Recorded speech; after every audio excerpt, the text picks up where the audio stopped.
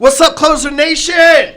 Hey, we got another badass episode here of the Hardcore Closer Podcast. I'm your host, Ryan Stewman. And, before we get into the show, a lot of y'all listen to this show are entrepreneurs, you're salespeople, and the key to making money in business, whether you're on the front lines as a salesperson or you're at the ivory tower, at the top of the ivory tower as the CEO, the key to your organization, making money, staying consistent, and printing money and staying in business is generating leads, okay? You can have the greatest sales staff on the planet, but if they don't have anybody to talk to, they ain't gonna sell shit. You can have the greatest product ever invented, but if nobody knows about it, they're never gonna buy it, okay? So generating leads is the key to running a profitable, sustainable, scalable, and ultimately sellable business. The easiest way to generate leads is through social media, right? You tell your people on Facebook, Instagram, LinkedIn, hey, I got some shit for sale. You want to buy it? They're like, yeah, dog, I'd like to buy it, right? That's the easiest way to sell and get some leads, right? The easiest way to get leads from social media is with a product called phone sites. You create a website, AKA a sales funnel, right from your phone within a matter of about 10 or 15 minutes. It create a web page with your offer, a picture, a video, whatever you want. Allows people to give you name, email address, phone number, access information to them so that you can have a conversation. They show you you're interested. You have a sales conversation with them, ultimately sell your product, store them in your database, follow up with them, upsell them, and then sell them some shit again in the future because that's what you do with leads, all right? So this technology, I know it's hard to believe. You're like 15 minutes from your phone to sound like some fucking Geico insurance shit. No, I'm dead serious, right? 15 minutes, no tech skills, no coding, none of that shit needed, right from your phone. Just go to phonesites.com/closer. I'll give it to you for 14 fucking days for free. If you can't figure out a 15-minute website in 14 fucking days, well, you're going to be fucked when the metaverse shows up, all right? So go to phonesites.com/closer, sign up, try it for free. I'll show you. See, let's say you can't even write an offer. You're like, I don't even know how to write an offer. I got artificial intelligence in there. You put in some keywords, that motherfucker will write a sales pitch so smooth, make you want to fire all your staff for slacking all these years, baby. Phonesites.com/closer ain't a better product in existence. Hey, they don't call me the hardcore closer for nothing. I know, that's right. You saw us one take, off the cuff, no script, you know what I'm saying? That's its own commercial right there, you know what I'm saying? Doesn't get any better. So. Yeah. What's up, Bobby Saus? Welcome to the show, man. Thank you so much. Glad to be here. Man, what the hell are you doing in Dallas? I was here for an event called the Great American Summit. That was in Irving. Oh, was Kent there? Clothier? Yes, he was. Yeah, I had dinner with him Friday night, man. Yeah, so and like Bedros Keuilian was there as well, Bedros, and Jaco Booyens, and a bunch of really smart people, and Nick Vujicic was there. He spoke as well. And I like him. He's the legless dude, right? Yeah, and it was awesome. Inspirational, America, Kool-Aid man through the wall to save America style vibes. It was awesome. That's cool. I like Nick, man. I seen him at my church before. That dude can surf and all sorts of stuff, man. Like, I got a buddy named Nick Santantanasso. Yeah. He doesn't have legs either. That's right. There ain't shit that dude can't do. I know. What I mean? It's fucking amazing the resilience we have as humans. Some people right now are running around scared for their life wearing a mask, and these dudes are rolling around without fucking legs or fucking arms, and they're swimming and surfing and fucking riding behind boats on tubes and shit like that. Like, there's levels to this fucking mindset shit. There 100%. Really is, you know? Yeah, and he said, he's like, don't let me outwork you in the gym. Yeah, that's what he means said. That shit too. I know, and it's like,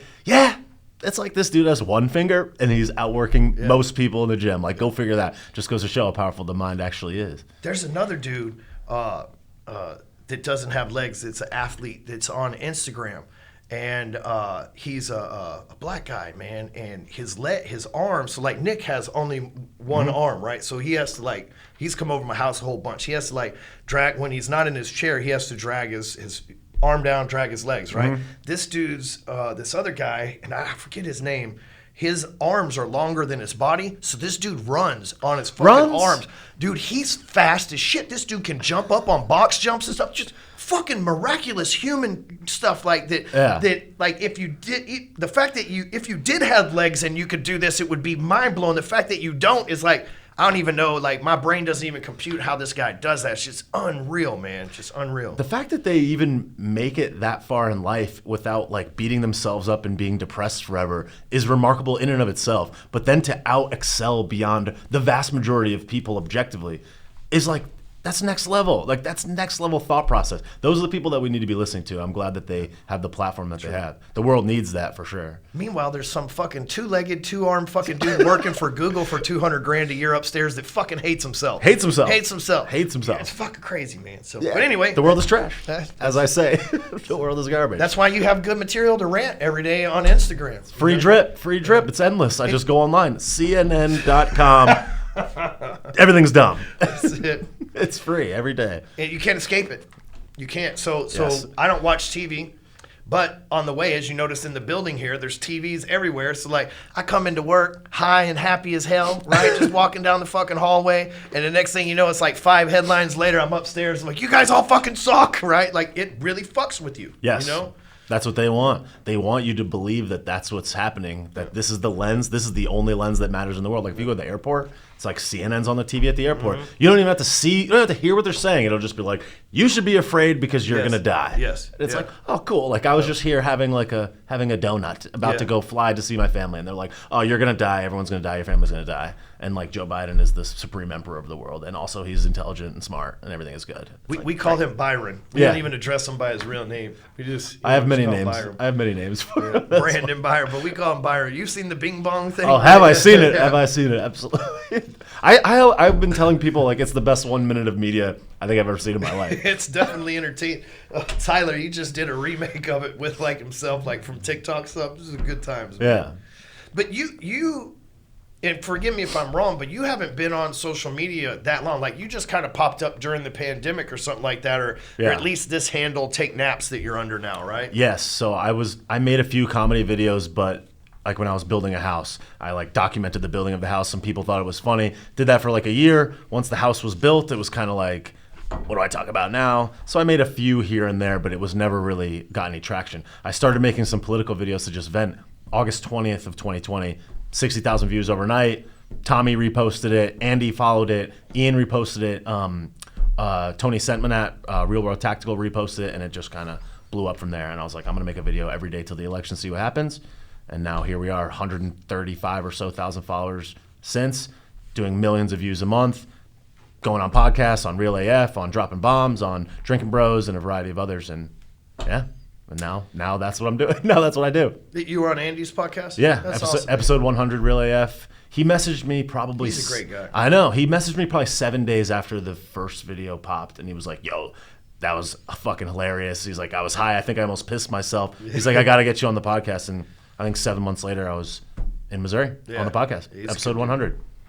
He's a good dude. Yes. I met you or heard of you through Steve Kuklo, yeah. you know, who's a good friend of mine. Yes. And he was like, man, during the pandemic, he was like the first guy to burn me with the big black guy picture. You know what I'm saying? The naked guy called Barry or whatever, right? Yes. Like Steve was the first guy to get me with that shit, right? And I bet, man, 100 fucking people, that's even a low estimate. Like, I bet 1,000, I've seen that dude's dick 1,000 fucking times at least. You know what I'm saying? And it's okay, you know. We're all okay with it at this point, you know. I think everybody in America saw it at least 10 times on average. You know what I mean? Like your grandma saw it at some point. You know what I mean? She ain't told you, but she's seen it. That's right. It's interesting that the guy is dead. He's dead, yeah. Like, that's the legacy. It's like, oh, your dick's... It's like Van Gogh. Nobody wanted his shit while he was like, hey, take a fucking ear or whatever. Nobody wanted it. You know what I mean? And now it's like $180 million for a painting shit. So. And people are just merchandising it and like putting it on Christmas gifts and things. Yeah, exactly. Great.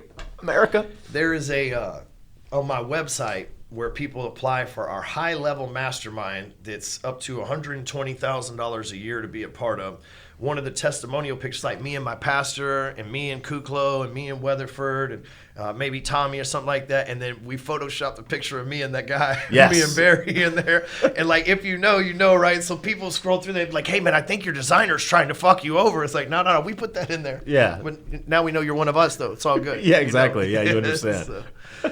So I didn't know all this. So you built a house, you kind of ran out of, you're a comedian, but you kind of ran out of material and shit like that with the house.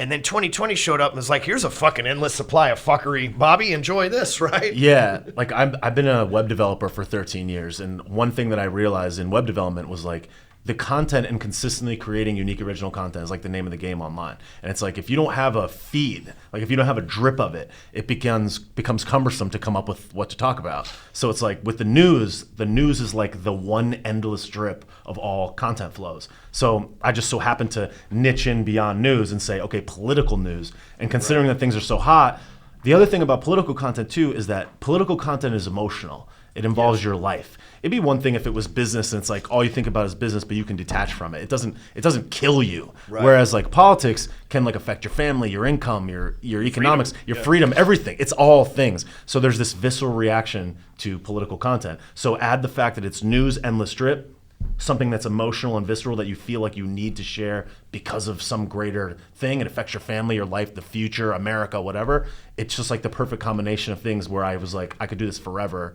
And it would be not only purposeful, but endless. Like if you're making real estate content, for example, it's like there's only so many ways you can slice up the real estate content. You have to come up with some angle. Whereas with politics, I don't need an angle. All I need is what happened today. Yeah. It's like a free And every day there's shit that one side or the other is not going to like, right? Like exactly. You could be like, the Democrats cure cancer, and the Republicans like, goddamn Democrats, right? And then it's on the other side, it's like Republicans solve the fucking national debt, and they're like, goddamn Republicans. Yeah, you know right. what I mean? Like you can't win either way, right? Because the people that Trump is a good example of that. And if Biden was doing an amazing job right now, I still feel like the Republicans that didn't like him would have right now he's not, obviously, but if he was, it would be the same effect that Trump had. It's like, we know Trump was doing a good job, but if you're a Democrat, you absolutely hated him, right? And a lot of Republicans didn't like him either, but if you're a Democrat, you absolutely hated him, but you could admit that he was doing a good job, right?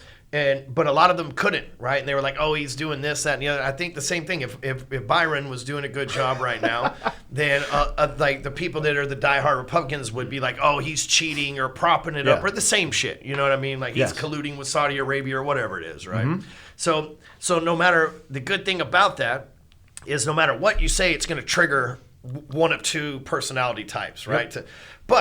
So from a comedy standpoint, what's the funniest fucking DMs that you get, right? Because I know I live that shit, and I'm not even political, you know what I mean? So I can only imagine the fucking retardation that slides into your inbox on a regular basis. It is an interesting aspect of my life that did not exist before. From like much older women being like, "Are you married?" and things like that. That gets a little bit dicey sometimes.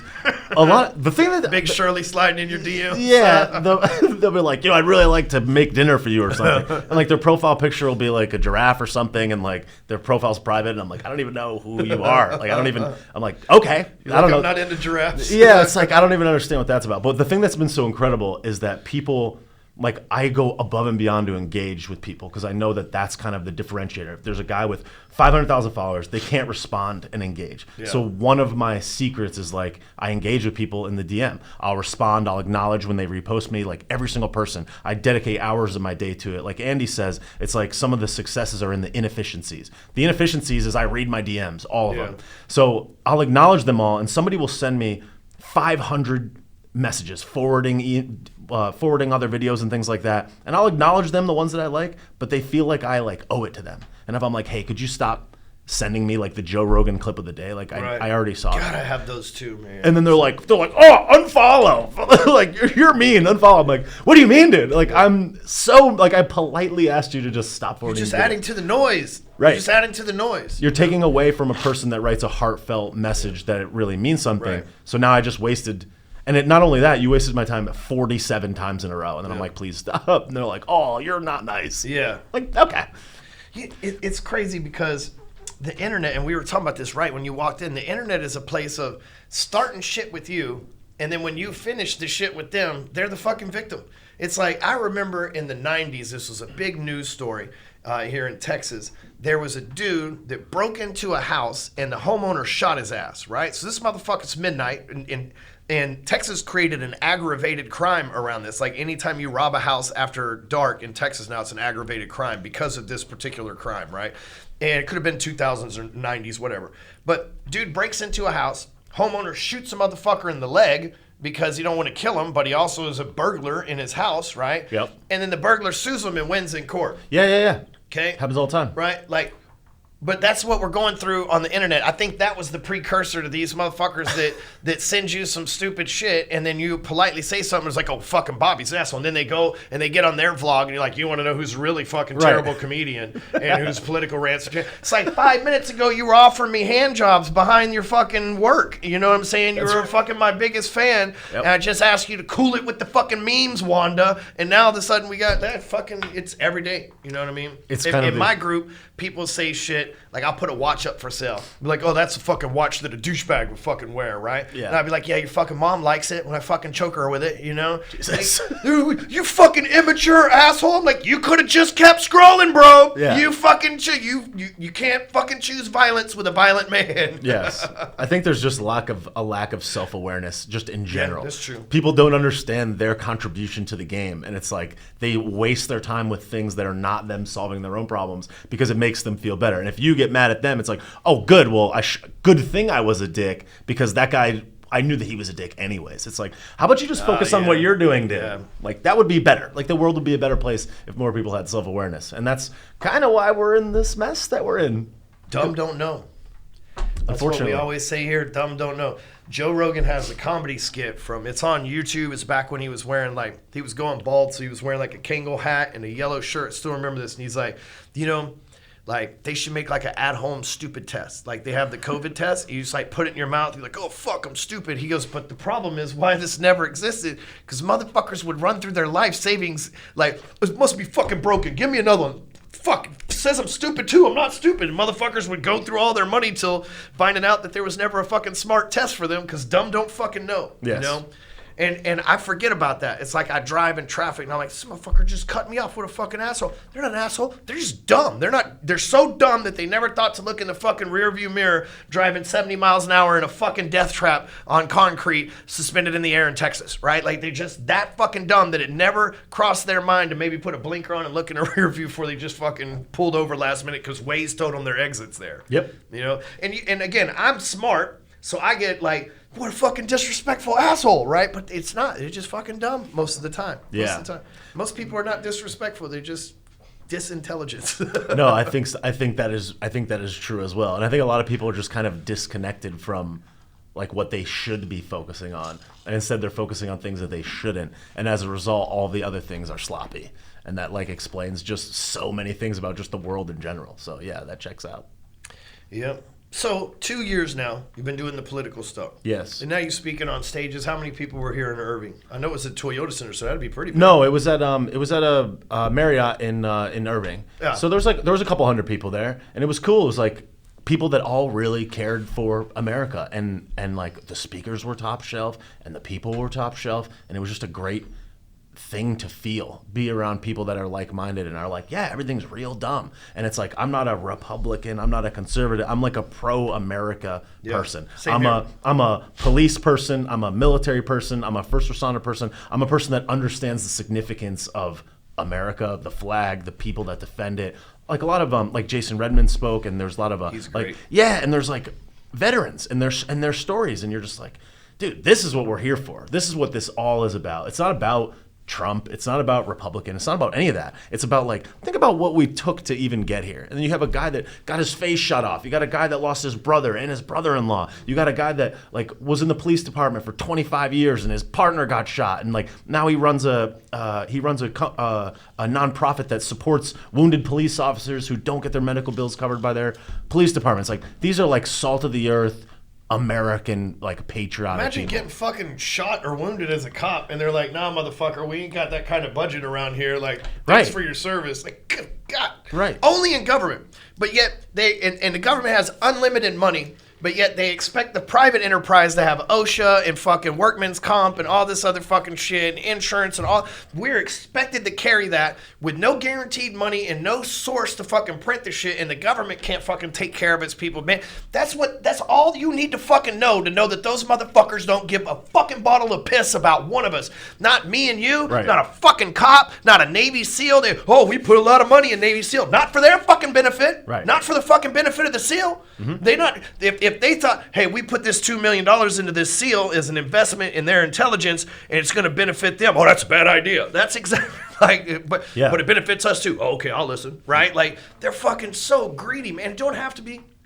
Yeah, it's a racket. It's a Ponzi scheme. It's crazy you even say that. It's like, could you imagine you work a job at fucking Microsoft and you're walking down the hallway and you tripped over a fucking cubicle thing that's sticking out, right? And you busted your knee. Could you imagine your middle manager going, we're not going to cover that for you? Fuck, dude, they would take first class fucking care of you. And that's a company that has to go work for money. The government gets handouts. Right. Well, it's because what I think Crazy. is it's because, like, why does any business exist? It exists because people are willing to deal with all of the bullshit and continue to pay for it. Why does McDonald's, not to single out McDonald's, why does McDonald's sell shitty product? Because people are still willing to buy it. They are. Why is the government a racket? Because people are willing to keep choosing it. And they're like, it's like, for the longest time throughout human history, people are like, I'm not a political person. I don't want to think about that. That shit sucks. And they existed under the radar. You knew it was dog shit, but you were just like, what am I going to do? Yeah. Now they're coming for your fucking jugular. They are. And everyone's like, wait a second. And it's like, after all the encroaching that they're doing, the fact that more people aren't paying attention is remarkable. And that's why the free market has risen people like me to start moving the needle. And I'm just doing my own little slice. But like, here you are doing your slice. Here the person that's watching is doing their slice. And it's just circulating. Because if it were to ever change, it would begin in things like this. In a single conversation distributed to 1,000 people or 10,000 people or however far it goes. And like, that's the world changing shit. Individual conversations by individuals, that changes the world. The reason it's fucked up is because people don't want to pay attention. I'm not political. I don't want to talk about that. It's like, cool. That's why everything sucks. Yeah, that's why McDonald's is in business, because people are like, fuck it. And they're just like, I'm going to get heart disease, all this stuff. If people stopped going to McDonald's, they'd make better products. That's just the reality of it. That's the free market. And it's like, we have the capacity to do it, but everybody is so like, they're corrupt. They're in the bag. You can't change it ever. Fuck it. I'm going to live my life. Let me just get money, whatever. And it's like, we can't think about that anymore because now they want to get your fucking kids. Yeah. It's like, all right, look, I don't want to pay attention either. I'd love to talk about dick jokes, but that's got to be the red line. Right. You know? There's no other choice. I avoid that topic because I won't say some shit that might lead to indictment later on down the road. You know what I'm saying? But that's a hard line for me. Yeah. You know? My kids are 18 and they choose to do whatever the hell they want at 18. Good for them. You know what I'm saying? But until then, until they're of military age and can choose to go into the military, they cannot choose what goes into their body or anything else either. As their guardian, that is my job. Yes. That's my biggest fear, Bobby, is what I would do if my kids were at a doctor and the doctor did that without my permission or something. Yeah. I'm not sure how I would handle that. You know what I mean? And it's just something it's a big... Doctors are so... Luckily for me, my doctors are my homies. So right. I got people I could trust. Like I was sick a few days ago, like I told you. I didn't have COVID. I had the flu. And my doctor ran by some... and it wasn't ivermectin or anything like that. I know, don't censor us, Spotify. Yes. You know? Horse goo. It was horse goo. It was horse semen. And it was delicious. And so... Yeah, delicacy. The thing was, he brought over vitamins, okay? So my doctor, I called him. Doctor, medical doctor, okay? If you fucking dude write a prescription for whatever you want. Hey, man, I need a C-pack. I'm fucking dying. He goes, man, you don't want that shit. Fuck your gut up. What doctor says that? Okay? Most of them are like, all right, cool. I'll call you in antibiotics, right? He's like, you don't want that to fuck your gut up. I'm going to come by and bring you some shit. Brings me a bunch of vitamins and some liquid shit, right? Stuff I'd never heard of, like lysine and some other shit, right? Mm-hmm. But vitamin, natural stuff that comes from the earth or plants or whatever. Go figure. I eat the shit one round. I feel like holy hell warmed over. You know, like literally I cannot get out of bed. All I could do to swallow these pills and drink that shit. 6 hours later, I'm like, oh, fuck. Took the second round, dude. A day later, I'm like 70% back to who I was, man. Vitamins, you know what I mean? Like, and at the same time, most doctors, like, They would have put me on the Z-Pack, and then when I just said, oh, man, my stomach's messed up, well, here's some pills for constipation or whatever the hell that it does to your stomach. I don't know. And it's a whole racket to keep coming back to them and keep getting more prescriptions and everything else. And you know, if you find a good doctor, like I have, a couple of them, that'll take care of you like that, but they're hard to find these days, man, because my ex-father-in-law, okay, my oldest son's grandfather, one of the greatest men to ever live in this planet. He's still alive. Matter of fact, today's his birthday. I need to call him. Happy birthday. He's 83 years old. Nice. He was the chairman and CEO of one of the largest hospitals in America for 37 years. Nice. This guy has probably said the word fuck once in his life, and that was at me when I pissed him off in a psych meeting for the kid when I was divorcing his daughter. That's never drank, never smoked, just a great dude, right? Loves Jesus, church guy. When he ran this hospital, and I'm not going to put too much of his info out there, but when he ran this hospital, let's say the guy made $500,000 a year at peak. He'd been doing it for 37 years, so he probably started 60 grand as CEO, Sure. right? $500,000. When he left, they did the typical big company thing, greed, and they tried to keep him from getting his 401k. The guy had been vested for 37 years, so he probably had $20 million in 401k shit. The dude was buying city stock back when it was $1, you know what I mean, before it split and shit. So he fights over this, leaves them with $700 million cash in their bank account, all bills paid, by the way, too, okay, because it's a nonprofit hospital. The guy that comes in after him immediately gives himself a raise to $4.5 million a year, right? Takes the hospital from a nonprofit where you don't need insurance to full-on fucking operational money-making machine, and literally alienates 3/4 of the people that were there in order to fucking make more insurance money on it. And the problem is, people go there and they think, oh, our doctor fucked us. But those doctors have nothing to do with that, man, because that guy that runs all that shit, he ain't a doctor. He's a fucking MBA. There's a big fucking difference. Yeah. And that guy doesn't give a shit if you're saving little cancer fucking kids or if you're fucking saving old people with diabetes. He just sees numbers on a fucking spreadsheet and how it's going to benefit his shareholders and how it fucking benefits his board and himself. And I saw this firsthand because when I was married to his daughter and he left the hospital, he leaves them with all this. I'm a business guy, so we talk business all the damn time, right? And so he tells me this shit, and then I see him go through these lawsuits, and you know, hair fall out, shit, losing his mind because everything he worked for. It wasn't the money thing. It was like these people disrespected me after I fucking did. I gave this motherfucker a job, and he fucking come in and keep me from. He's making in a year what I'm just trying to cash out over 37. This motherfucker, right. You know what I mean? But like, no fucks given, you know.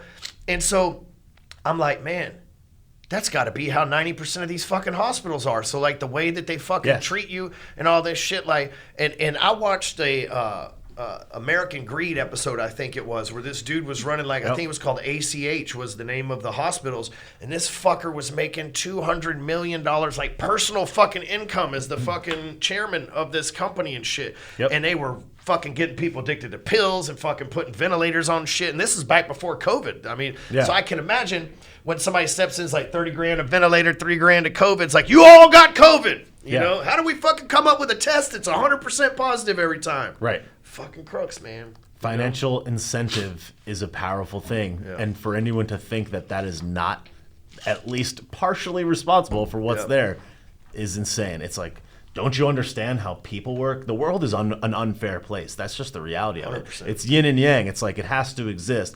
But the technology for us to live in a much better world also exists. The problem is that we have to be better at identifying these people at the very, very small level and figure out how to weed them out and put better things in place. And that is definitely happening. Yet, for whatever reason, people can't even see it. And that's why it's like, if we could start at the very beginning, like, hey, maybe just do more research. Like, I'm not going to tell you what to think. Just maybe like do a little bit more research. Like maybe look into this shit, because the stuff that they're saying now, they told us 8 months ago, but nobody looked into it. And they wouldn't let you say it, but we saw it, and now they're coming out and saying it. And it's like, all right, how many times we got to be right? So it's like, if everyone just did a little bit more research, give me 10 minutes a day of different research. It's like the world will be a better place by just that one thing alone. It's like if you did 1% change, like what's the statistic? You improve 1% a day, you improve 37x over the course of a year, I believe. 365. Exactly. So it's like, all right, 10 minutes. Could you give us 10 minutes? It's like I wish that would happen, and more of these things would be solved like that. Well, like I trade the stock market, so I watch CNBC.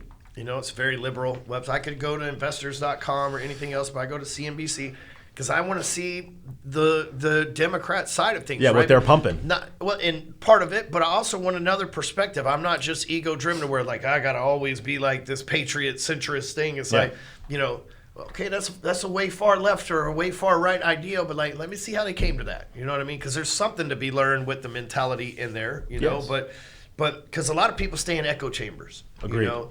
And look, I'm not going to fight with people. I'm not going to argue with people or handle negativity. But that also doesn't mean that I have to agree. One of my best friends, Billy Jean, voted for Byron. You know, and he and I we talked about it. You know what I'm saying? And he had reasons that he felt that he needed to vote for Byron. Right? He totally fucking regrets that now. I tried to tell him, but the machine was big against him. Right? Yep. What's crazy is random thought here. Think of how big the machine against the last president was, and that many people didn't like him. And like there is a machine to prop the current president up, and there's still equally that many people that don't like that guy, maybe more. Yes. Right? Because a lot of people have regret for voting for him because, you know, you go pay $5 a gallon, you're going to regret whoever you voted for. It didn't matter if the orange man was in there. Correct. You know? Yes. Especially if you're a middle class, lower class family. $5 don't affect me. You know what I'm saying? Like my Lamborghini's gonna get here regardless. But man, fucking if I was a family earning $60,000, $80,000 a year combined income with 2-3 kids, fuck man, $5 of gas, man. If I gotta drive 30 minutes to work every day, that's damn near a car payment every month and gas increase. Yes, exactly. And it affects the lower people the most. The problem is like it all comes back to the same thing, which is like intent and thoughtfulness about all things that you handle in your life. It's like the vast majority of people don't pick who they're going to vote for probably until 7 days before the election. Like I remember, really? See, I don't think like that, so it didn't dawn on me. But you're probably right. Half the country doesn't even vote. Half the country doesn't even go and vote. Yeah. They don't vote at all. Yeah. So it's like, imagine the people that do vote. Imagine how many of them are like really looking at both sides. You can watch the debates and whatnot, like in any normal presidential election cycle. There'll be people that haven't decided at the fucking debate, asking the question. That was some made up shit. No. I know they say that. I was like, they're just gonna be making this up. But it's because it requires work, like all good things do. It requires the critical thinking of knowing how today's decisions affect tomorrow's actions. It also requires a fairly decent understanding of history and how things play out over time. It requires time and effort. All great things require those things. So people look at it and they're either like dejected from it, like it doesn't fucking matter what I do, I'm just one person. Or they're like, if they do care, they'll put in all this thought, and then the idiot that paid attention yesterday and then just cast a vote the same day or the next day, just like, I don't like them. It's like that cancels out your vote. It like kind of negates all of the work that you put in, and it feels shitty. And then you see all of these terrible things happening, and you're just like, fuck it. Like, I'm just going to focus on my life. And because of that reason, that's exactly where they want you. They don't want you paying attention. They don't want you thinking about it. They want you confused. That's the whole point. It's like, if they could do something that is an objective lie. Here's a video of me saying it. Here's a video of me 4 months later saying it. It's a different thing. Yeah. And if you can access this on YouTube, in your pocket, anywhere in the world, at the top of a mountain, you could be like, Joe Biden saying X. Then here it is saying the opposite thing. If you can still lie and still get away with it with that, why would you ever tell the truth? You would never. You'd be like, oh, it's like, here's me 3 months ago saying it. Here's me saying something different. And people still will have that in their pocket all day, everywhere they go, and won't even look into it that much. They'll be like, I don't like him. I'm just going to vote for this guy because I don't like him. And it's like, cool. That's why everything sucks. Because people don't do the most basic of research. And that's why so many things in the world are that way, which is why, like, instead of looking at the big picture, it's like, couldn't we just spread the word of like, hey, be more thoughtful, think a little bit more, consider what's going to happen in the future, solve your own problems, get your finances right, get your health right, understand that half the stuff you hear is bullshit, and do a little bit more research. That's all. If everybody just did a little bit of that, I think the world would be a radically different place. And that's why that's like my message. It's like, hey, give me 10 minutes. I think, honestly, you know, people can't make a decision when you ask them what do you want to eat. You know? Yes. I'm at ChickfilA yesterday, and the lady pulls up to the chicken podium to fucking order the shit. I heard you talking about this podium. Like, yeah, it's like, you know, there's only like a few ways. I thought that there was only 3 ways you could get chicken at Chick-fil-A: strips, nuggets, or a sandwich. Yeah. Right? Turns out there's 9, right? But the guy corrected me. They're such great employees. They really are. It's like, there's only 3 ways. Like, technically, sir, there's 9 ways that we serve chicken here. I was like, this motherfucker, I love him, right? Yeah. But anyway, you can't even be mad at those people.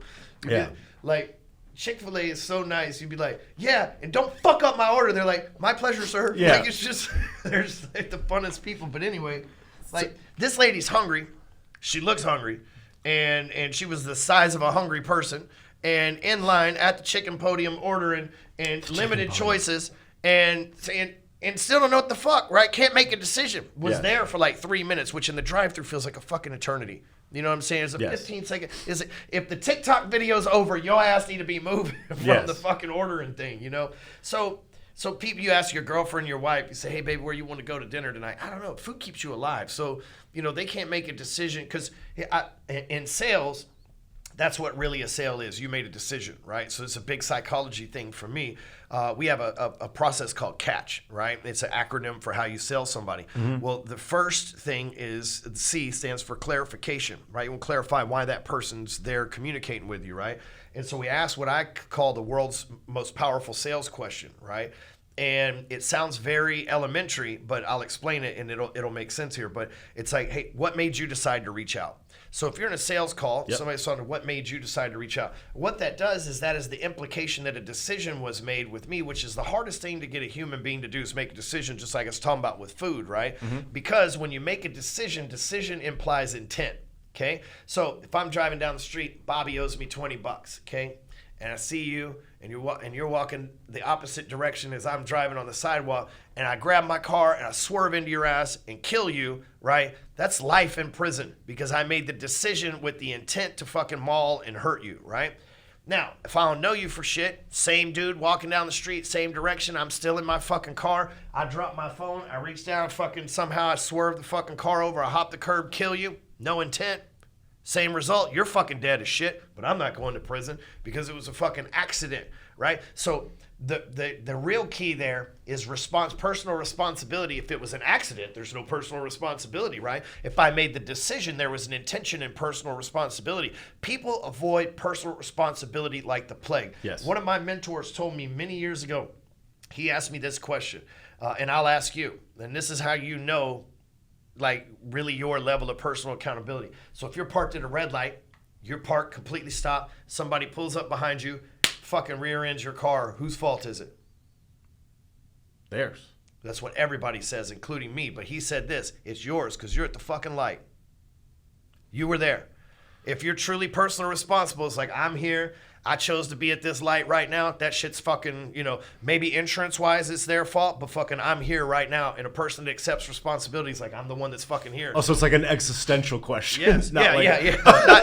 I should have been more it's clear your about fault. I was like, oh, is it? that. Interesting. But what I'm saying, not from like an insurance perspective, Right, but from a personal accountability, it's like, I'm here. No, so yes. it's my fault. That's I got to fair. take responsibility for everything that happens my way, right? That's fair. But most people are not that way. Like, I'm an extreme, like what Jocko would say, extreme ownership, extreme accountability person, book, right? yep. And sort of the people in my circle, probably you as well. Most people, they don't want none of that shit. You Right. know what I mean? Like they don't want anything to fucking do with that, right? Because when you hold them personally, it's like, well, that decision I made, or I didn't make a decision there. So they walk around in this land of confusion because it keeps them from the intent there, from somebody blaming them for something or having to admit their mistakes. So it's this whole fucking cycle. Yes. And we use different language around it. Yes means no, no means yes, good is bad. We say lit, fucking, that slaps. Like, we'll use anything but the actual direct language because the direct language replies what? Intention and fucking decision. You know? It's fucking crazy. Yeah. No, personal responsibility is a huge problem. And that's why like Extreme Ownership is almost a book that like every person should read. And it's interesting how he says, he's like, when I took extreme ownership, the respect that was gained from people that were like, holy shit, I can't believe he didn't blame it on X, Y, or Z person. Yep. It's like that built him up way more than it would have had he reassociated the blame. It's like, just like you said, it's like, what if everybody did that about all aspects of their life, or at the very least more? Like how much better just all things would be by just a small shift like that. The guys that did well when I was in prison, the guys that did well in prison and that eventually not flourished, but didn't go back into prison from the outside were always the one that's like, hey, I did that shit. I fucked up. I'm doing my time and I'm changing my life. Yeah. You know?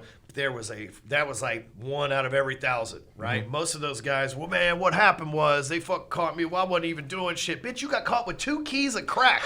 Well, you know, like, that's just part of life. But that wasn't, you know, like, no, motherfucker, like, that's not part of life. Like, there's nobody smoking crack that's improving their life, you know, like zero people, you know? Right. And you knew that was illegal, right? But there's some reason was, well, the only reason I'm in here is because of fucking him. No, he told on you, but the reason you're in here is because you had 2 kilos of crack, motherfucker. Yeah. Right? Like, well, the world, we have to understand that there are always forces that seek to control the movements of the world, because control is like the way to unlock all the things: money, power, movement, your ability to be at the top of the pyramid and remain there. So it's like people are always coming at you. Even if you lived in the middle of nowhere, there's some force that's trying to get you at all times. It's like nature. It's like, even if you're a lion, like, you can be killed by a pack of hyenas or whatever is the case. Force of average. Yes. That's what we call it. So it's like, this is always occurring. Like, people are always trying to get you. And it's like, if we could just understand that it's not going to be fair, and we have to be strong and adept and know that things are coming at us all the time, we would be more prepared for these types of things, and really all things. Yeah. So what we do, here's the big conundrum, Bobby. Okay? Like, we want change. He wants change. Yes. The listeners want change. The people that voted for change want change from the change they voted for, right? But the problem is, I'm still making money, so I'm not going to run for office, right? I'm busy. Mm-hmm. Now, I will say this. Tonight, it got canceled because he has COVID, but I was supposed to meet with a billionaire. He is the founder of, and I'll tell you off camera, but everybody's favorite pizza and wing place. So that kind of give you an idea. I'll tell you off camera. But local businessman here in Dallas, legend, and was supposed to go have dinner tonight at his house. And this is the power of Instagram. People always say, like, we'll have people come to our thing. So, I'm a financial advisor. My people aren't on Instagram. This fucking billionaire, literally, not a Nigerian billionaire. I know what the fuck you're thinking.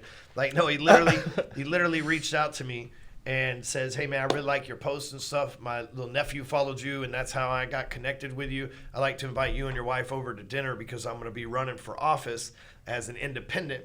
And it's time that maybe you can help me. I like your views. Maybe you can help me. This guy's a Hispanic gentleman. And so an independent billionaire, self-made, you know what I mean? Like all that's what the fuck we need. And he's about, and I don't want to insult him, but he's older than 50, we'll say, right? Okay.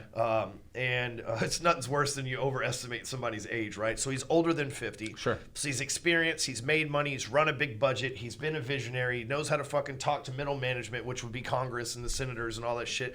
Those are the kind of people. He's on the downward side. He's much older than 50, I believe, but he's on the downward side of this, meaning he's already billions, you know what I'm saying? So the work for billions is on the downward side for him, so he can step into office. Trump was a great example of that. Yeah. He'd already made billions, so he can go run office.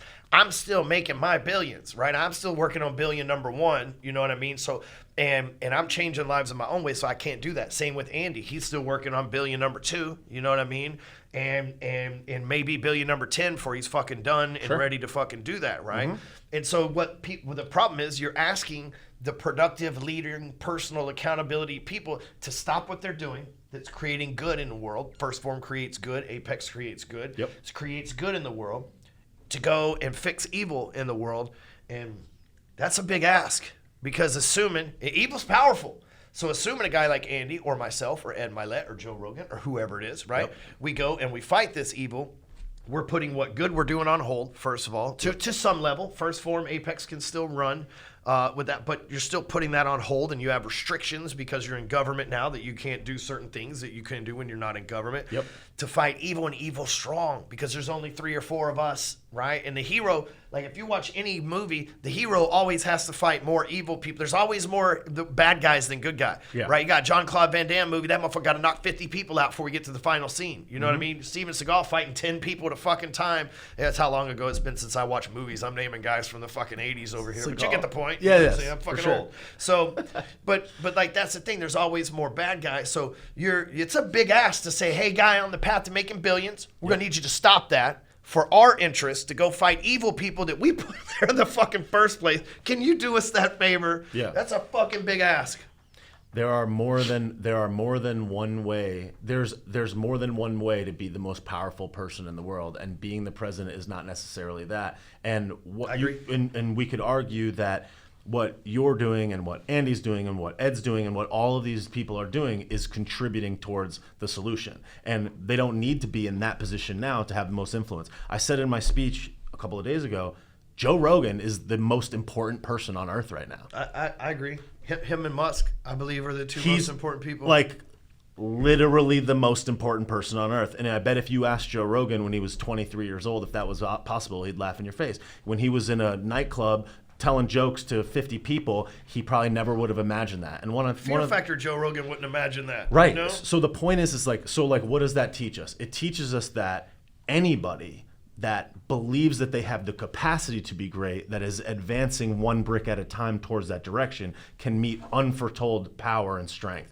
And would Joe Rogan be more significant as the president or what he's doing right now? I think there's an argument to say that what he's doing is exactly what he should be doing. Yeah. And in a lot of ways, what you're doing and Andy's doing and Ed's doing and Mom doing, all these people, this is what we need to do in the natural flow of things. And by helping people get control of their health, for example, like Andy's doing. It's like these people are going and becoming more physically fit, more aware that their actions have outcomes, and if they work really hard, they can achieve greater things. You're helping people level up in their finances, make more sales, close more deals, employ more people. You're contributing back to the game, and as long as we're all fitting in nicely in our piece, our day will come. And as long as you don't completely rule it out, kind of like you rule anything out, it's like, yeah, I don't know, it could be. That time will surface. For that gentleman, it so happened to do it. The question is can we fit into the machine where we need to be right now to convince other people to be able to recognize that that guy's the guy now and that this is his chance and that sooner or later that will be you, but we all have to support him, kind of like you're doing. And the other thing is people grossly underestimate the power of their words. He could say something. Someone in the office, a guy that got hired a week ago, could say something to you that would change the way you think, that you would tell that guy would go broadcast.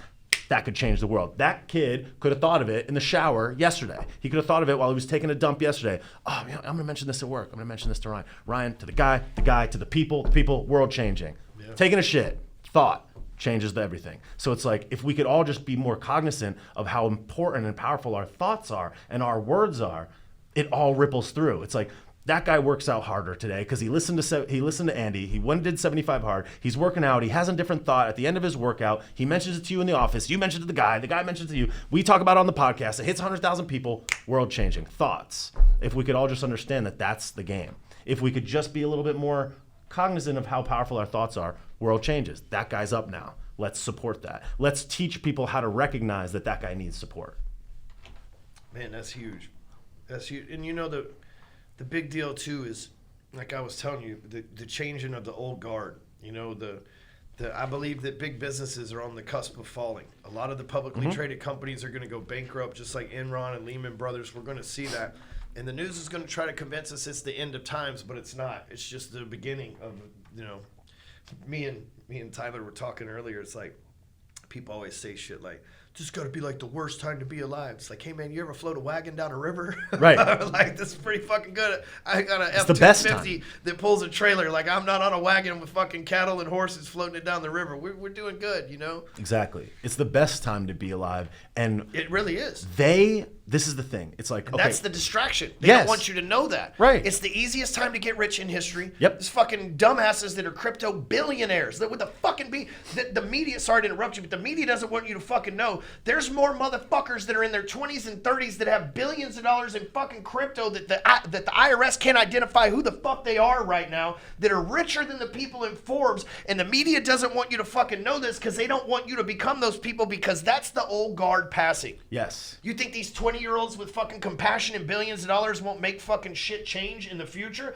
Right? These old motherfuckers are like, I want to hold on to my World War II fucking mindset, the fucking stealing and keeping my hand out on everybody. And the young people are like, hey man, if we don't patent this shit and we give it to everybody, it benefits the fucking world. We're the only fucking people paying money for rent on this whole fucking planet. The lion doesn't worry about the fucking landlord. You know what I'm saying? Like, it's fucking crazy shit. Now I understand there's got to be fucking, I'm not going that fucking far up, but I'm saying these blockchain millionaires and NFT fucking people really got shit figured out, because you know what? When we got everything recorded to the blockchain the way it is, now we can't fucking steal anymore. Now these motherfuckers can't lie to us because we can go fucking look at it. That's what they're fucking scared of. Right. And that's why a lot of people won't run for office too, is because they know every fucking bad thing they ever fucking did is going to be dug up. You cheated on your wife, you fucking done drugs, you fucking did blah, blah, blah. It's going to be brought up, you know? Yes. Guys like me, I don't give a fuck, because I tell you everything I did. You name it, I've fucking done it, most of it, right? If it wasn't violent against somebody, I fucking done it, okay?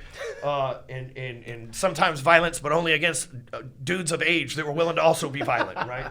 But the thing is, like, if I was trying to hide the fact that I've been to prison, you know, if that was something that the public didn't know, that only us as friends, and now I'm running for office, the first thing the cocksucker running against me, he's not going to challenge my intellect or my integrity. He's going to say he's a fucking felon.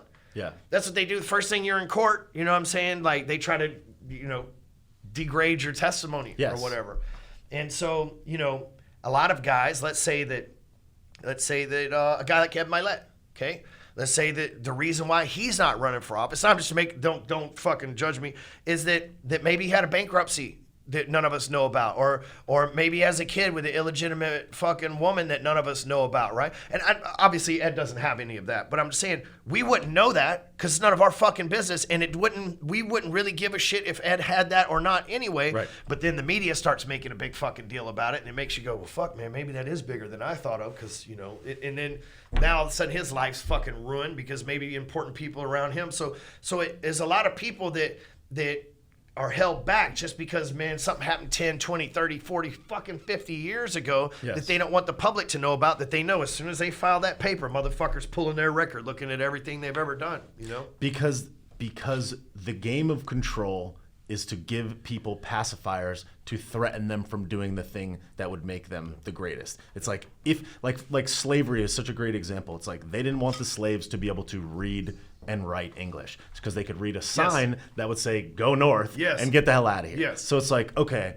So it's like if you wanted to imprison somebody, aka have control over them, where would you go? You wouldn't imprison them. There could be a video of a photo of it. You would imprison them in their mind. Yep. That's how you would do it. So it's like, that's what all of this shit is. They got control of all of the inflows of information into your brain, and they're convincing you to stay and be afraid of things like that. When in reality, the real way that you would do it is like Eminem in 8 Mile. He comes up to do the freestyle and he insults himself, so you got nothing left. And then it's just like, and like here, the truth is a power move. Yeah, and then like Donnie, it's like Donnie objectively would have never succeeded in any political position in history, and that's what everybody thought. But he was like, fuck it, I'll take every shot, and I'm going to go out there. And they ripped him up and down, and go figure, it didn't work. Yeah. Paving the path, believing in it. So it's like they want us to believe that you can't because the media is going to come after you. They want us to do that, which is why the lesson of the thought, the lesson of like change the way you think, change your understanding of the inflows of information in your mind and what they mean, like that changes the world. That's the most world-changing thing we could do.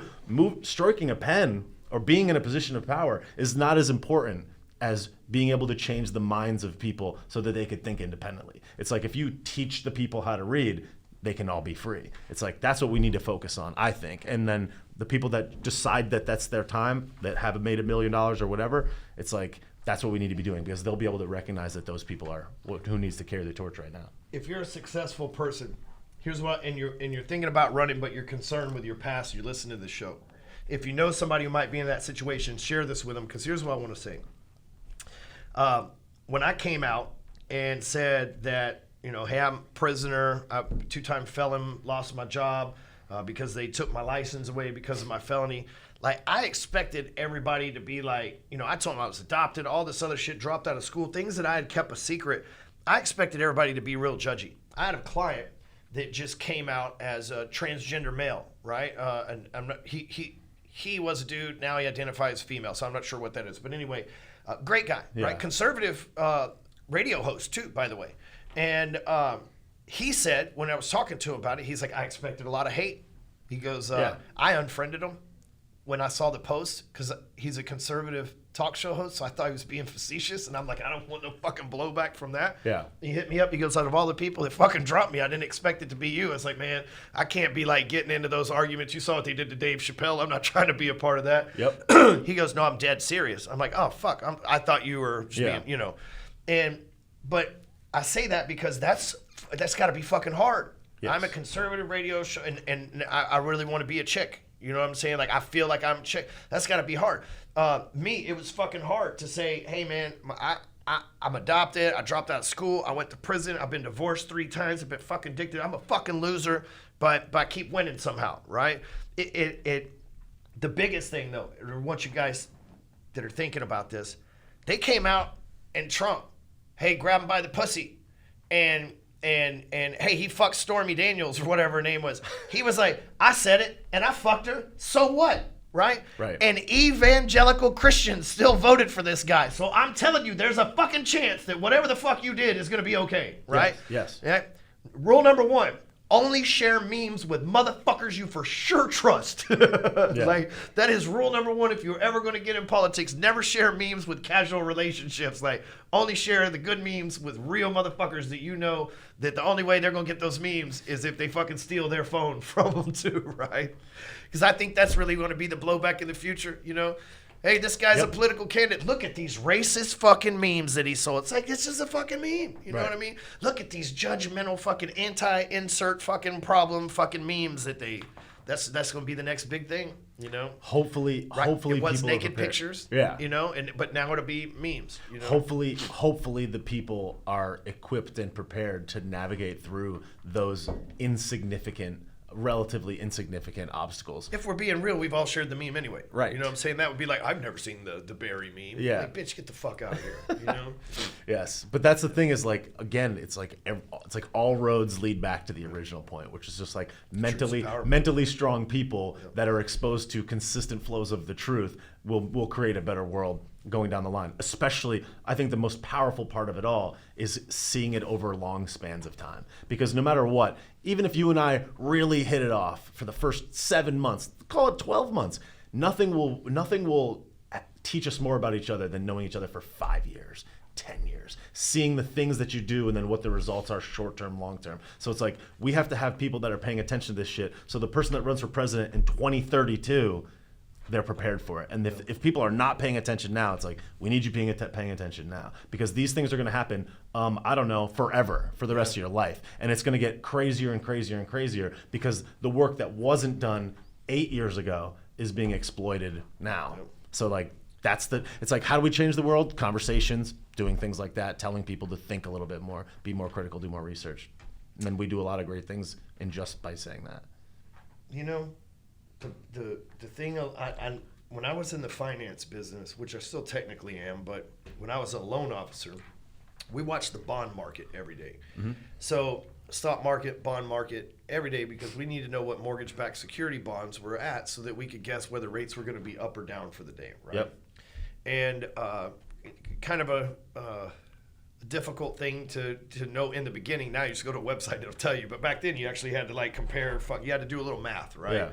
And, you know, what I realized, because I've been in the business since 2003, finance business, is the stuff a president passes today doesn't affect us for 4 to 6 years, okay? It's kind of like the work that you did 6 years ago is really what you're getting paid on right now. Like, you may not realize it, but the reason why I'm here right now is a byproduct of the podcast I did 400 episodes ago, is a byproduct of the blog post I wrote in 2012, right? Like, all those paved the way to get here. So when a president passes stuff today, when they say, oh, this act of blah, blah, blah, or mandate or whatever comes in, you're like, oh, shit. And then you're like, fuck, this is going to fuck us all. And then a day or two goes by, a week or two, a month or two, you're like, oh, I guess it wasn't any big deal after all.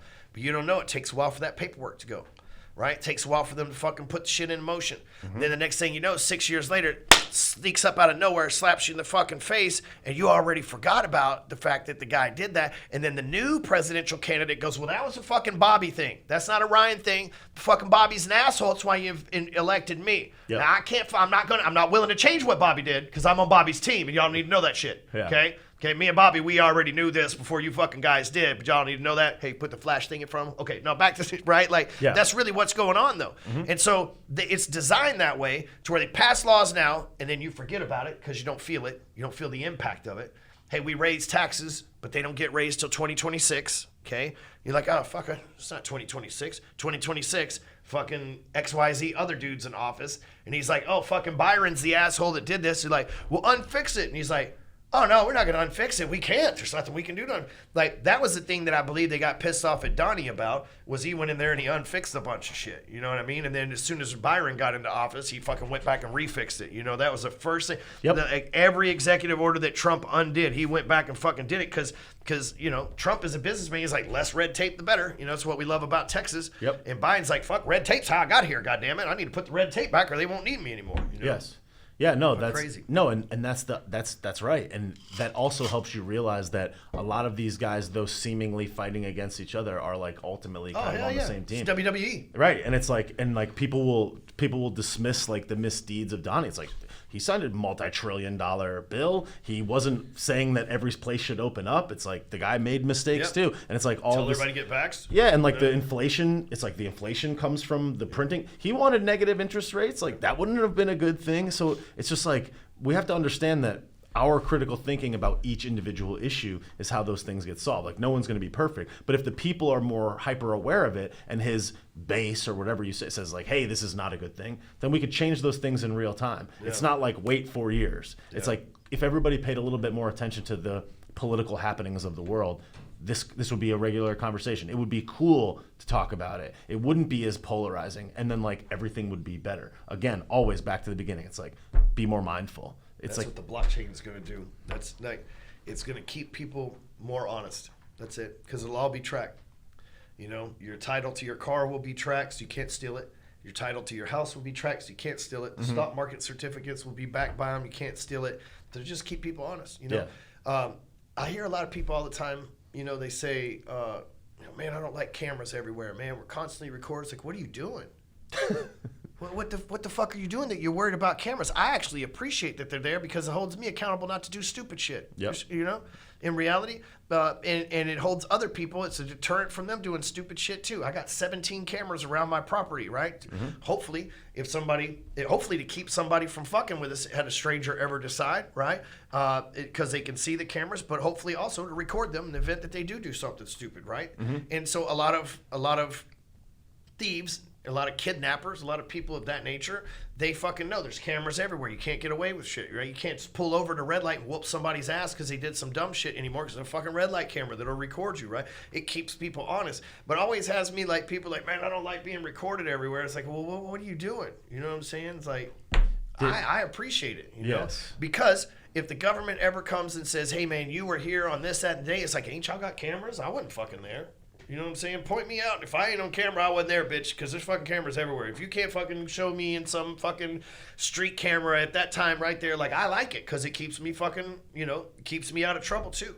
When I got out of prison, I told myself I'm going to write down everywhere that I fucking went that I got an alibi every fucking day. Now it's just how I run my calendar, but I still do it to this day because if these bastards try to falsely imprison me again, I'll have a document everywhere I fucking been. And now the cameras are there, I'm like, this is fucking great, you know?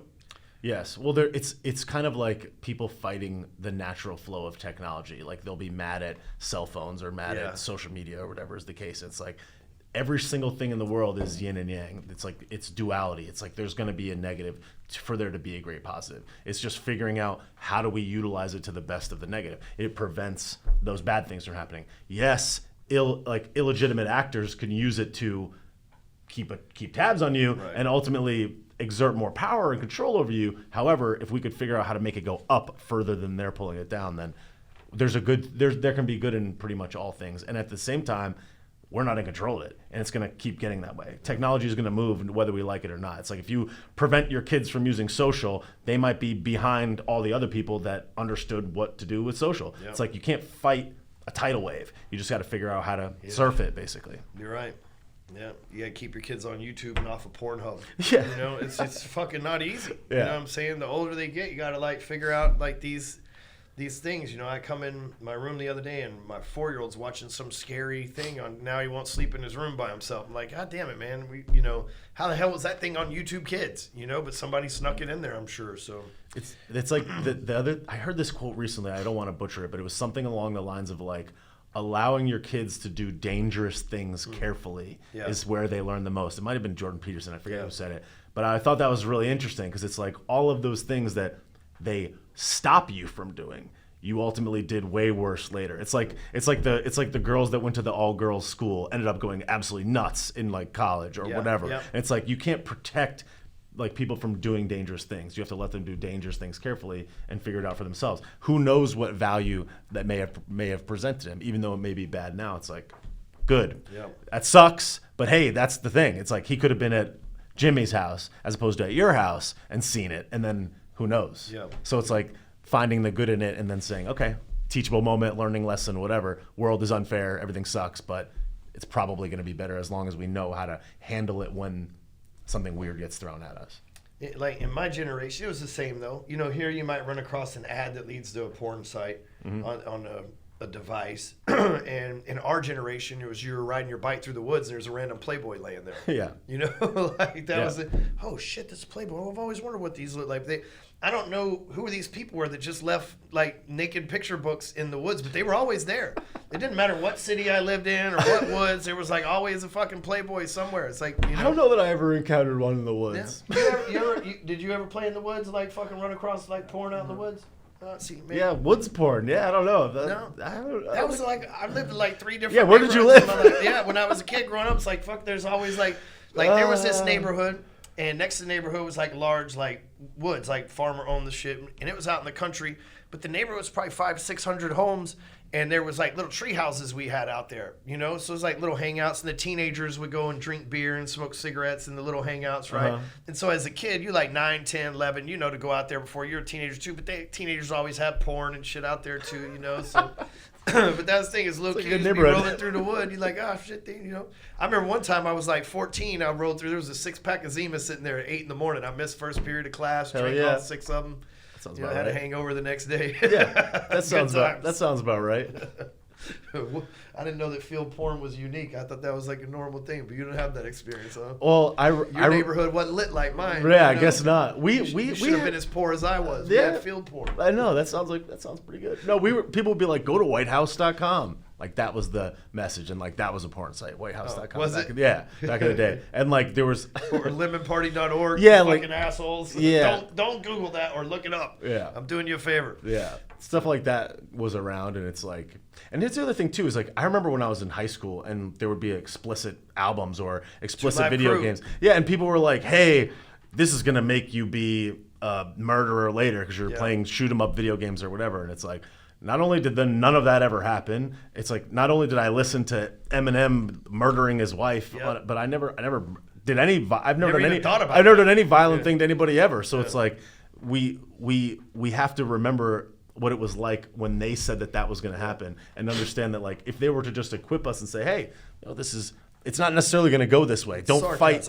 Don't fight the flow of things. It's like this is the culture now. It may be weird. We don't identify it. I remember my mom told me one time her mother was like, the Beatles, you listen to the Beatles, you can't even understand the words. Yeah. And then they said that about me listening to rap, and now I listen to SoundCloud rappers. I'm like, I don't understand the words. It's like such a generational thing. It's like we have to just let the culture be the culture and just know that you've equipped them with all the other things so that they can navigate whatever it is, even though we don't understand what it looks like.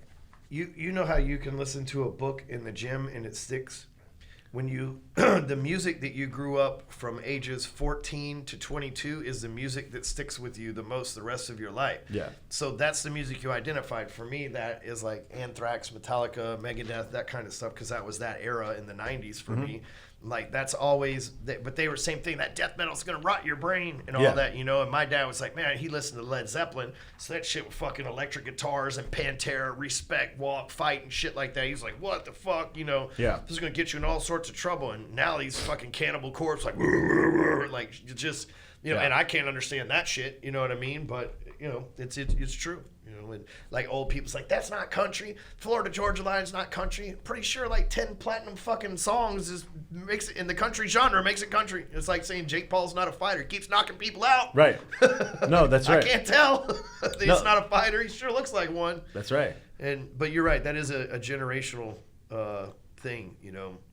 And it's the same with the internet. Like you said, when social media came around, people, the space book, I'm not going to get on that thing, you know. It's like, eventually you're forced. Like my grandma, she didn't like to text, but shit, if she wants to talk to anybody these days, you better learn how to fucking text, you know? Adapt. Yep. Yeah, that's the name of the game, and teaching people that that's okay. Like I had a bunch of people say, they're like, oh, you're on TikTok? Like, isn't that for kids? China, X, Y, and Z. Yeah. And I'm like, look, what's the ultimate goal? And I feel like in anything, business, life, whatever, it's like you have to identify your primary targets. And as long as it feeds to the target, you don't have to have 1 through 10. As long as I have the top 3, it's okay. What's my goal?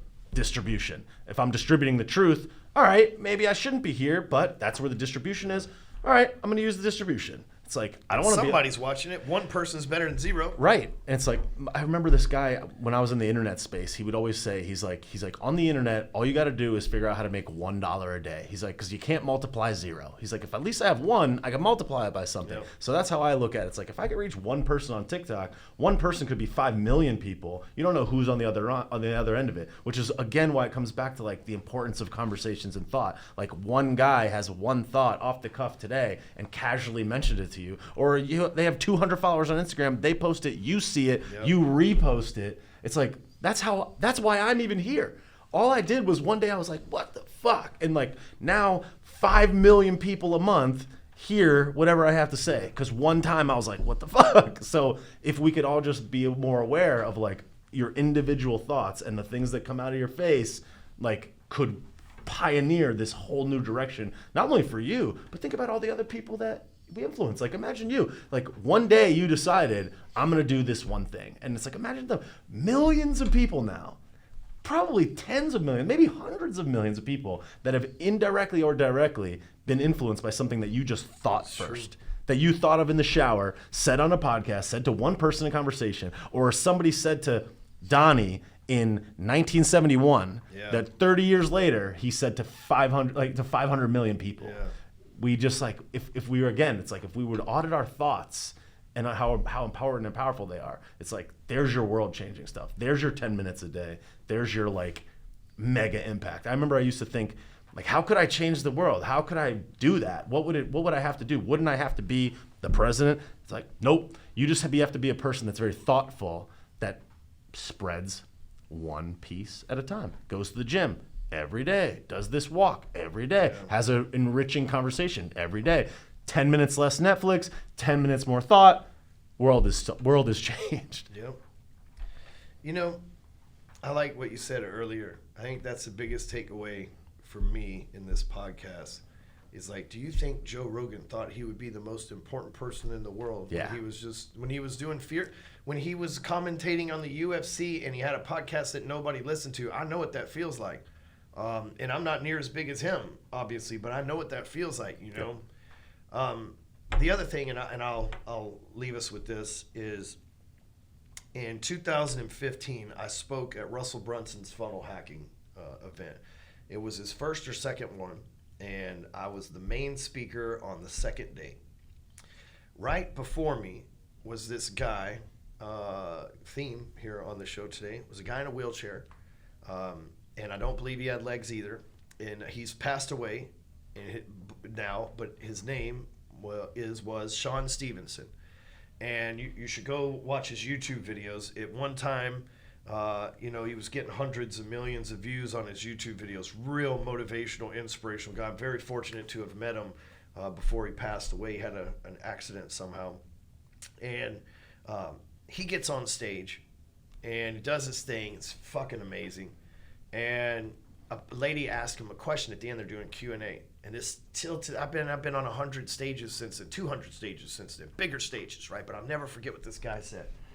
This little old lady stands up. She says, "Well, I started doing videos and nobody's watching them. You know, I get 3, 4. My top video has 12 views." And he said, "Ma'am, if you turned on the news right now, and 12 people in the city of San Diego died, it would be a national tragedy. If a plane went down with 12 people in it, it would be a national tragedy. If a school bus and 12 high schoolers died, it would be a national tragedy. But here, you don't give a shit about those 12 people. But if they died, you'd care. And you don't even know who those 12 people were. Those 12 people could have been Russell Brunson, me, and the previous speaker." He said, the thing is, you're looking at the number wrong. Every single digit matters." Mm-hmm. He goes, it matters to the level now for me to where hundreds of thousands, millions of people are getting this message, but it started in that same place. And if you discredit 12 people, you don't deserve 12 million, you know? Yep. And I thought, man, that's really powerful shit. Yeah. You know? Is because we tend to compare ourselves. Oh, Bobby's getting 5 million a week. I'm only getting 500. You know, it's like, but that's God's plan for you is different than me. You know, one of my best friends gets 40 million views a fucking day, right? Like besides Andy, Sean Whalen, right? and we've been going the same thing, and we're competitive in business, right? As best buds, right? But I see him and he'll show me his stats, and like, bro, I don't get anywhere fucking near that. And the thing is like, oh man, poor me, because Sean's winning. We're like, bro, I'm getting millions, just not as many millions as him.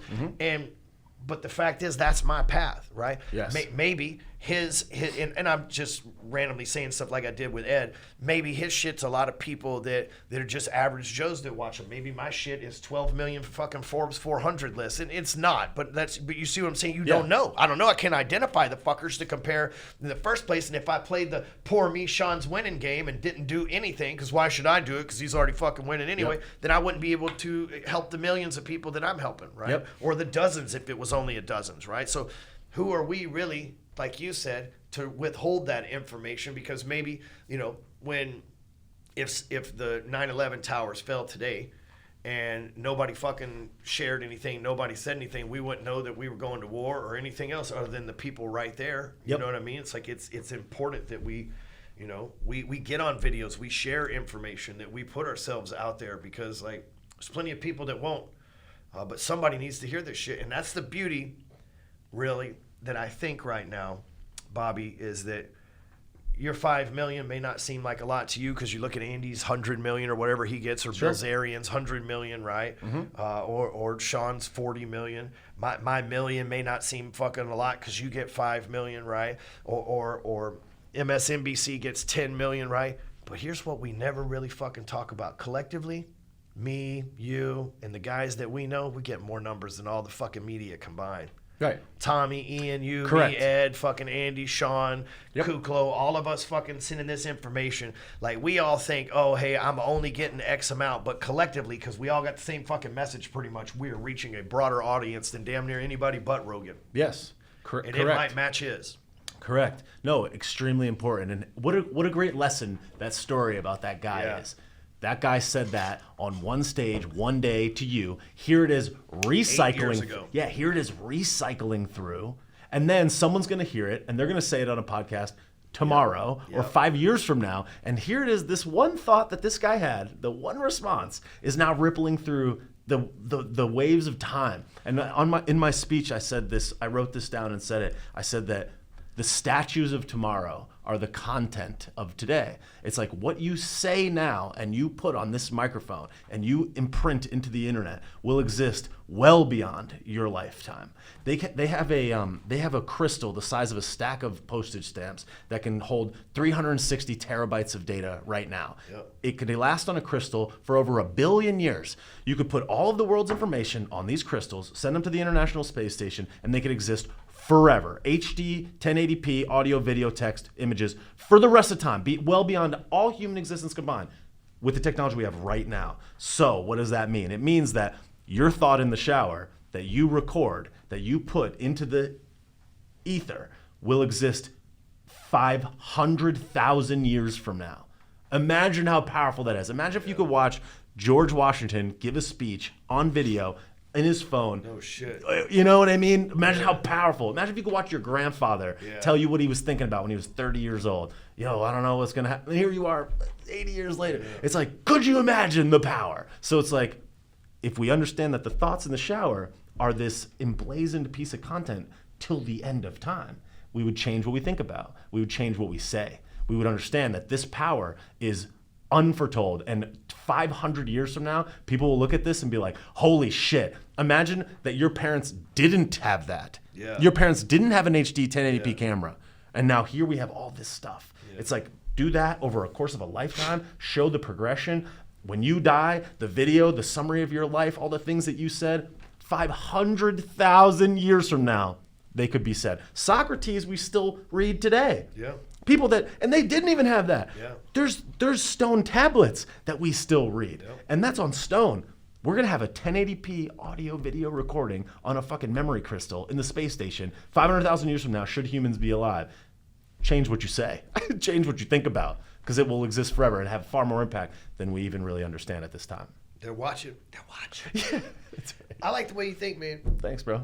I see your rants on Instagram, so it's easy to say, oh, he's just a political rant dude, but you're actually very intelligent. You have good points that you make. Thank you. I know sometimes it's hard to do that when you're like you're like these fucking idiots. You know what I mean on Instagram. But I really appreciate this side of you. You know what I mean? It's like they're probably the audience is like, I thought you said this guy's a fucking comedian. Yeah, right. It sounds like a philosopher over here or something. But it's very impressive, man. So thank you. If the people want to keep up with you, watch you, connect with you, some shit like that, what's the best place? All my links are on bobbysauce.com, on Instagram at Take Naps, and you can just look me up online, Bobby Sausalito, Sausalito, but bobbysauce.com is the home base. Cool. Yeah, give him a follow. His comedy rants on Instagram are hilarious, and then obviously he's a smart, tuned-in person with really some sensible solutions for this stuff that are, and it's always, everybody thinks we need something complex, and I think that's one of my superpowers is taking complex shit and make it really easy. Yep. Because if it's easy, it's doable. Yes, digestible. But if it's big and complex, then it makes that excuse not to make the decision because I can't decide for that. It's too big for me. If it's simple, you can make that decision. Yep, exactly. It's like, change what you think about. Yep. Cool. If you heard nothing, do that. Audit your thoughts. It's like, message complete. If you got that one, the rest of it doesn't even matter. That's right. Well, I appreciate you coming by, big dog. My appreciation as well. Hey, make sure you share this. If you like it, make sure you give it to somebody who needs to hear it. We had a good conversation here. And I feel like I went on some pretty good rants, too. So I'm sure Tyler will put some good sound bites together there. But appreciate you guys listening to the show. Don't forget, we'll be back here next week. Rise above. Appreciate you, big dog.